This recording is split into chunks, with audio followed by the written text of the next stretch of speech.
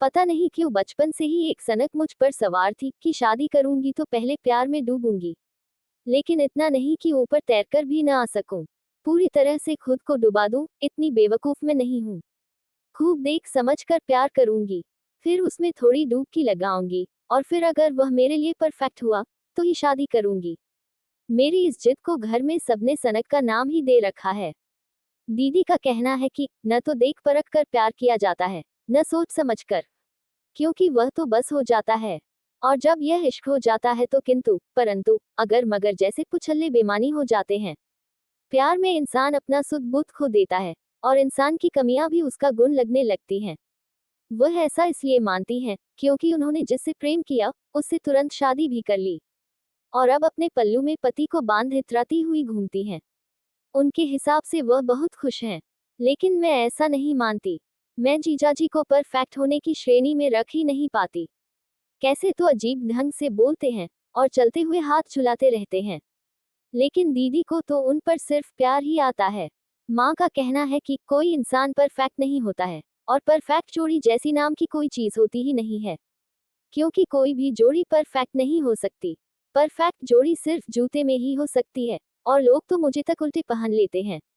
और जूते का ये है कि अगर काटे तो तेल लगाकर या रुई चिपकाकर पहन लिए जाते हैं। जो जैसा है उसे स्वीकार कर उसी के साथ खुश रहना चाहिए। परफेक्शन ढूंढने की कोशिश मैं नहीं करती, क्योंकि मुझे कोई भी इंसान वैसे ही अच्छा लगता है जैसा वह है, और उसी रूप में मैं उससे प्यार करती हूँ। इसीलिए तुम्हारे पापा के साथ रहते हुए मैंने कभी यह महसूस नहीं किया कि उनमें कोई कमी है। दीदी और माँ चाहे जो कहें, चाहे जो सोच रखें, मैं अपनी जिद पर अडिग हूँ। स्कूल, कॉलेज, प्रोफेशनल कोर्स और 2 नौकरियां बदलने तक मुझे 3 लड़के अच्छे लगे। उनके प्यार में खुद को डुबोया भी, लेकिन जब उन्हें परखा और बेहतर ढंग से जानने की कोशिश की तो समझ आया कि वे तो कतई परफेक्ट नहीं हैं। मैं उबड़ खाबड़ रास्तों पर चलने में कतई विश्वास नहीं रखती। सीधी सपाट और चिकनी सड़क पर चलना ही मुझे सुहाता है, तो फौरन उन्हें खारिज कर दिया मैंने। वे बेचारे आज तक यही सोच रहे हैं कि आखिर उनके प्यार में ऐसी क्या कमी रह गई थी जो मैंने उन्हें ठुकरा दिया। अपने बारे में थोड़ा बता देती हूँ। मेरा कद 5 फुट 7 इंच है। कमर पर थोड़ी चर्बी इन दिनों हो गई है, ऑफिस में लगातार बैठे रहने के कारण, वरना मैं एकदम फिट हूँ और हर एंगल से स्मार्ट लगती हूँ। रंग बेशक दूध जैसा सफेद नहीं है, लेकिन गाल मक्खन की तरह चिकने हैं। अच्छी नौकरी करती हूँ, हालांकि अगर ऑफिस का माहौल पसंद न आए तो पल भर भी नहीं लगाती नौकरी छोड़ने में। इंटीरियर डिजाइनिंग का कोर्स किया है, लेकिन इस क्षेत्र में मुकाम हासिल करने के लिए इतना ही काफी नहीं है, इसलिए केवल एक कंसल्टेंट की तरह अभी एक इंटीरियर डिजाइनिंग सर्विस नामक कंपनी में काम करती हूँ। ख्वाब ऊंचे हैं, इसीलिए तरक्की के रास्ते तलाश करती रहती हूँ। 27 साल की हो गई हूँ, इसलिए शादी करने का दबाव बना रहता है हमेशा।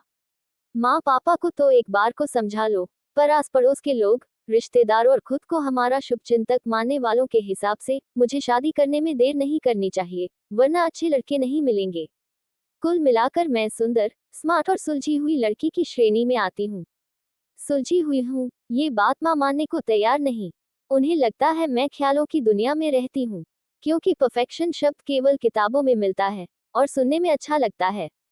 असल जिंदगी में कुछ भी परफेक्ट नहीं है, फिर चाहे वह रिश्ता हो या कुछ और चीज। चाय भी हमेशा स्वाद कहाँ बन पाती है, कभी चीनी कम हो जाती है तो कभी अदरक ज्यादा हो जाता है। खैर, कोई जो चाहे बोले, मैं प्यार में फिर से डूब गई हूँ। मतलब पूरी समझदारी के साथ हमेशा की तरह। भानु हमारी कंपनी का क्लाइंट है, और उसके ऑफिस के डेको के सुझाव देने के लिए इन दिनों मुझे रोज उससे मिलने जाना पड़ता है। हैंडसम है, हंसमुख है, पढ़ा लिखा है, सालाना आय बढ़िया है और अपना घर भी है। एकलौता है, और घर में केवल पापा हैं, जिनके साथ मिलकर वह अपना कारोबार चलाता है। तो बड़ी फैमिली की चिकचिक भी नहीं है। वह मेरी हर बात ध्यान से सुनता है, और उसके बाद ही अपनी राय देता है। मेरे सुझावों की तारीफ भी करता है, और बेवजह न तो इम्प्रेशन जमाने की कोशिश करता है, न ही फ्लर्ट करने की। मुझे लगता है कि वह बिल्कुल परफेक्ट है, लेकिन प्यार मुझे हुआ है उससे। उसके दिल में मेरे लिए कोई फीलिंग्स है कि नहीं, इसका पता मैं नहीं लगा पा रही। मैं ये भी नहीं चाहती कि उसे लगे कि मैं उस पर लाइन मारने की फिराक में हूँ, इसलिए हमेशा सौम्य और शांत बनी रहती हूँ। मैं नहीं चाहती कि मेरे उग्र और बिंदास पहलू को देखे। आखिर उसे भी तो लगना चाहिए कि मैं उसके लिए परफेक्ट मैच हूँ। आपके आइडियाज अच्छे हैं और मैं चाहता हूँ कि आपकी कंपनी ही मेरे ऑफिस को डिजाइन करे, मिस रेणुका। उसने जब ये कहा तो मुझे लगा जैसे मैं सातवें आसमान में उड़ रही हूँ। लेकिन मेरा काम तो केवल आइडिया देने का है। डिजाइनिंग का काम तो दूसरी टीम करेगी, यह मैं जानती थी। तो अब उससे मिलने के नए तरीके मुझे ढूंढने थे। कल शाम को कॉफी पीने चलेंगे। आपने मेरे काम को पसंद किया, इसलिए मैं आपको पार्टी देना चाहती हूँ, मैंने अपने शब्दों को चाशनी में लपेटते हुए कहा। श्योर। उस शाम हम बहुत देर तक बातें करते रहे। औपचारिकता की दीवार ढह गई और उसके बाद मुझे उससे मिलने के लिए बहाने ढूंढने की जरूरत नहीं पड़ी। वैसे भी मैं अपने परफेक्ट मैन को हाथ से नहीं जाने देना चाहती थी। मैं तुमसे शादी करना चाहती हूँ, प्यार करने लगी हूँ तुमसे, एक दिन मैंने कह ही दिया, अपने बिंदासपन को बाहर लाते हुए। अब वह जो चाहे सोचे। मैं भी तुम्हें पसंद करने लगा हूँ। प्यार करता हूँ कि नहीं, अभी नहीं कह सकता। शादी के बारे में सोच सकते हैं, लेकिन पहले एक बात जानना जरूरी है तुम्हारे लिए, भानु ने बहुत ही शालीनता से कहा। क्या? थोड़ी परेशान हो गई थी मैं। मेरा तलाक हो चुका है। शादी के 2 महीने बाद ही मेरी बीवी मुझे छोड़कर चली गई थी। पर क्यों? मैं आंखें फाड़े उसे देख रही थी। इतने परफेक्ट इंसान को भी क्या कोई छोड़कर जा सकता है? उसके अनुसार हमारी जोड़ी परफेक्ट नहीं थी। उसे मुझमें केवल कमियां ही दिखती थी। मैं उसके लिए परफेक्ट इंसान नहीं था।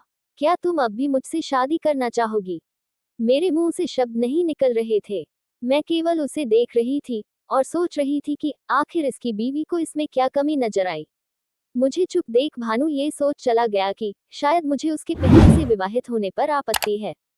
और मैं सोच रही थी कि आखिर यह परफेक्ट नहीं है, तो फिर मैं किसके साथ परफेक्ट जोड़ी बनाऊं अपनी।